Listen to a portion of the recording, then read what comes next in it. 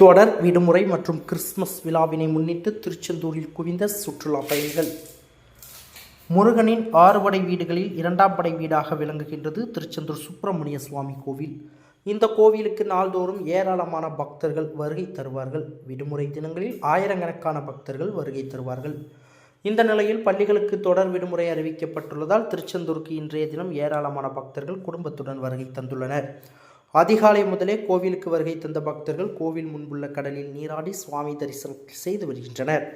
மேலும் இன்றைய தினம் கிறிஸ்துமஸ் பண்டிகையை முன்னிட்டு விடுமுறை தினம் என்பதால் சிறுவர்கள் முதல் பெரியவர்கள் வரை திருச்செந்தூர் கோவில் முன்புள்ள கடற்கரையில் குடும்பத்தோடு விளையாடி மகிழ்ந்து பொழுதை கழித்து வருகின்றனர்.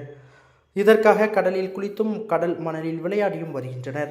மேலும் சில இளைஞர்கள் கடற்கரை மணலில் ஒரு இளைஞரை மணலால் மூடி விளையாடினர். குழந்தைகள் சிலர் கடற்கரை மணலை தோண்டி விளையாடி மகிழ்ந்தனர்.